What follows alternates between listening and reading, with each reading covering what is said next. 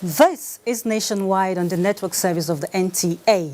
Thanks for joining us. I am Hawa Salihu Adama. The judiciary is our starting point today. Justice Taiwo Obayomi Taiwo of the Federal High Court in Abuja has granted the Directorate of State Services, DSS, 45 days for the detention of the leader of the Revolution Noun Group, Omoyele Sowore, pending the completion of the investigation for trial. Justice Taiwo gave the ruling after studying the ex parte application and video evidence of the DSS. Judiciary correspondent Femi Okewu reports that Sowore was not brought to the court since it was not yet time for arraignment. Although Omoyele Sowore is yet to be formally charged before the court, the application for his detention was brought by the DSS under the Terrorism Prevention Act, giving little room for the exercise of personal liberty, as Section 27, subsection 1 of the Terrorism Act subsumes personal liberty under national security. Even with the application being ex parte, Justice Taiwo did some balancing act by taking judicial notice of laws and court judgments which could stand for the respondent. But in the words of the court, personal liberty must be in accordance to the law. Justice Taiwo also said that in the face of the video exhibits attached to the application by the DSS and the provisions of Section 27, subsection 1 of the Terrorism Prevention Act, he was inclined to grant the application, at least to an extent. The video exhibits are clips of Omoyele Sowore along with Nnamdi Kanu of the proscribed IPOB, and the second being a collaboration with the proscribed Islamic Movement of Nigeria, all of which the DSS told the court were processes to bring down the government. The court therefore granted the DSS 45 days to detain Sowore in order to complete investigation and report back to the court on the 24th of September. In Abuja, Femi Okewu, NTA News. And the presidency says Nigeria's economy is growing significantly, contrary to claims by the opposition PDP, alleging that the economy is in danger. In a statement, Senior Special Assistant to the President on Media and Publicity, Garba Shehu, presented facts side by side to prove economic growth under the Buhari administration. The details. Nigeria's economy came out from recession with the confidence investors have when President Buhari came with his economic revival mission in 2015.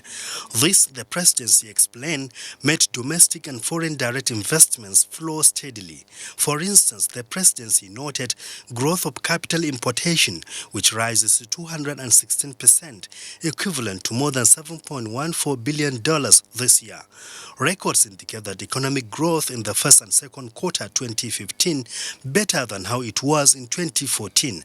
Similarly, United Africa Company of Nigeria's profit went higher with 61% from January to June this year. The fact which presidency referred to publications available on national dailies. It further stated that in the last 4 years, President Buhari made diplomatic shuttling to improve economic relations with the US, Europe and China, in addition to devoting 30% of capital spending for infrastructure development. Evidence manifest in the statement added include projects being executed in rail, roads, aviation and power generation, which now has the capacity to generate 13,000 megawatts.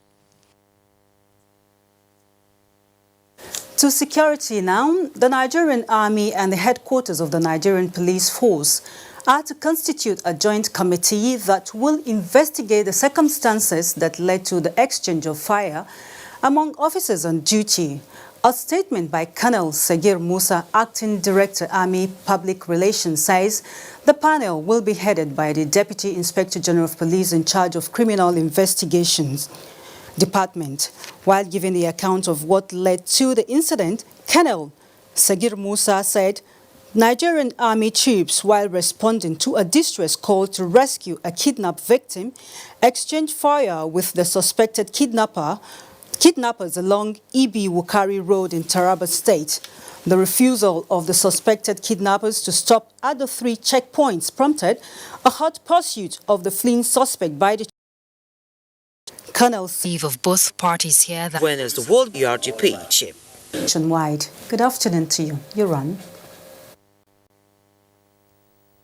Among the young population is that there is an increase in their vulnerability and a decrease in their resilience, their ability to overcome and respond to challenges. And part of that is the socialization process. The fact that the family institution is becoming weak, is disintegrating. Suicide ideation that sets in between that time and the actual completion of suicide cycle. When the individual takes his life, there is an intervening period. And nothing. Next on our lineup. Good afternoon and welcome to JAWS.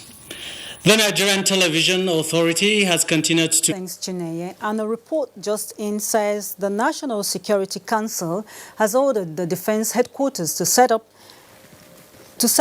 an investigative committee was unraveling the circumstances surrounding the alleged killing of 3 police officers and 1 civilian by soldiers in Taraba State.